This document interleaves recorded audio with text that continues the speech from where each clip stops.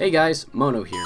So today I'm making a video that I make every year, basically reviewing Velkoz, how he's played, the changes he's receiving, and all of that good stuff. And today I'm making it about Season 6 and what you should expect in Season 7.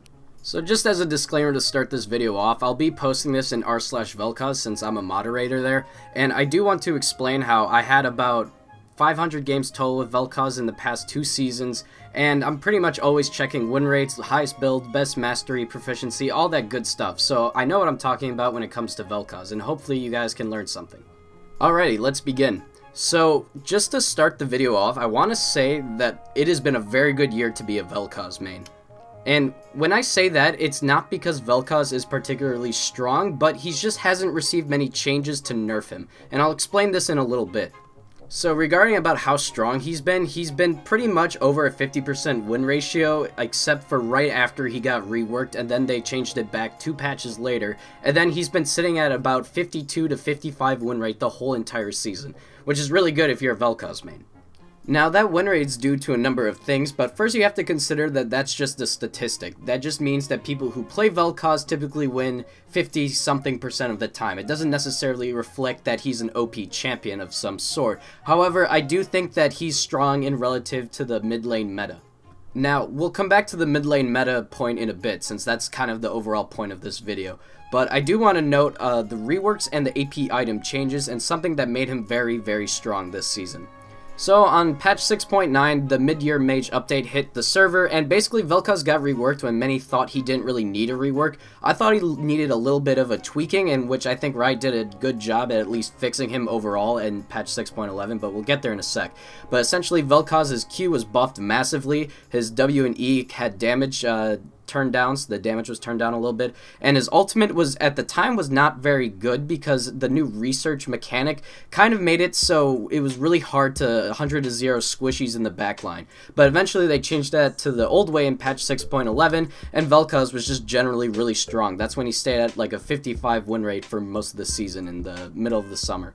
So in all, the rework was pretty good for Velkoz, but there's one really big change that I think really helped out Velkoz, and that's the AP item changes, and specifically Morello Nomicon. So Morello got reworked that patch too, and it gives 100 AP and 20% CDR, which is really good for an item, but I also think Lost Chapter being 900 gold, 25 AP, 300 mana, and then you regen 20% of your maximum mana over 3 seconds upon leveling. I think honestly that's what made him so good early game. I could just think of numerous games where I start with a Dorn's Ring and then potions, and then first back once I get 900 gold, I could get to Lost Chapter, and then I never really need to go back and buy another mana item or always in backing because I'm out of mana. Like, the mana sustain on this item is ridiculous, and I think it might be the reason why Velkoz has succeeded so well in the early to mid-game region of the game. He's a mid-game champion generally, but early to mid, if you get a lead with just Morello and Ludens or Rallies or Deathcap or whatever item you want to go second,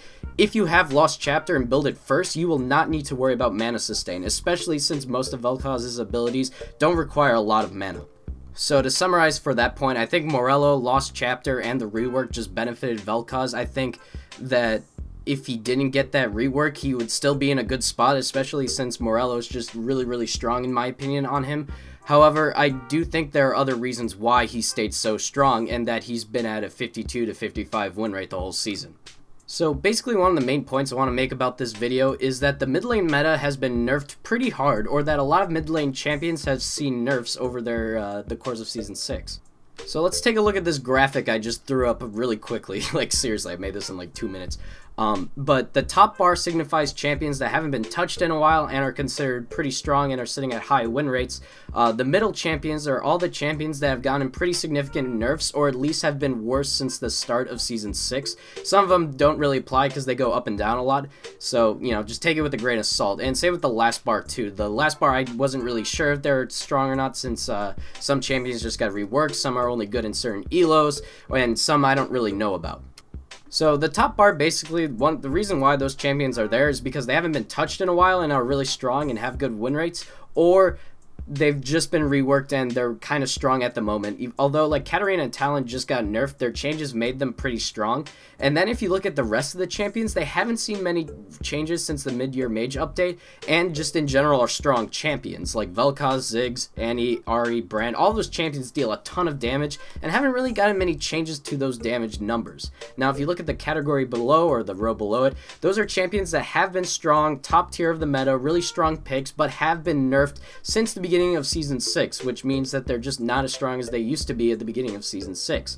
So, you know, you see champions like Syndra, like Vlad, Swain, Zed, Gangplank, all those champions were really OP at some point at the beginning of Season 6, and have gotten continuously nerfed throughout the rest of the season. The champions at the bottom, I really didn't know enough, or don't really know now that the new preseason changes happened, if they're strong or not, and they just kind of haven't really gotten a ton of changes regarding the mid lane. All these champions have been pretty neutral, and, you know, with Rise, I'm not too sure about Rise.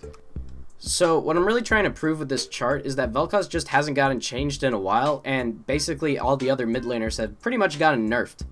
So the reason why you may feel OP is because all these other champions that were once really good got nerfed. So he hasn't gotten touched, and in return he feels OP now. Whether he's actually broken and needs to be nerfed is another question, and that really depends if Riot wants to buff other champions or introduce something different in the mid lane.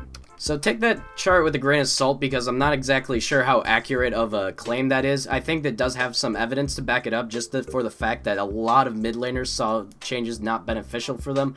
However, I think it's time to focus on Season 7 and how Velkoz is going to do then. So, I'm no guru. I can't predict what Riot's going to do in Season 7. I have no idea what the game's going to look like, how it's going to change, if I'm going to like it or not. All I know is that they've pretty much kept Velkoz in a very low-key state. I think this is pretty much the highest play rate he's ever seen, just because a lot of mid laners are pretty weak right now. But it doesn't mean that mid laners won't be weak in the future. You know, there's bound to be tons of buffs. People are going to figure out new ways to play other champions, and I think Velkoz will stay the same. If he is going to get nerfed, I think they might nerf the cooldown in his ultimate. That's pretty much the way they've gone with a lot of champions. They just did that to Syndra, so I wouldn't be surprised if Velkoz saw some sort of ultimate cooldown change where, you know, it's longer than, like, a little bit longer every 10 seconds. You know, they nerf it by 10 seconds. So overall, I think Velkoz is going to stay the same. I don't see many significant changes in his future.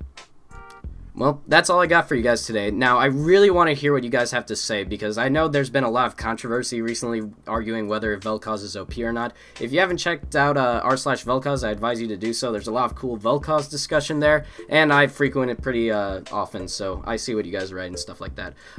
If you guys are interested, I'll be making a Velkoz guide coming out over winter break around the holiday season. It'll be with challenger players, advice, and all that good stuff. So if you enjoy the video, please like and sub if you have the audacity to. I don't even know what I'm saying anymore. So I'll see you guys later. Have a good day.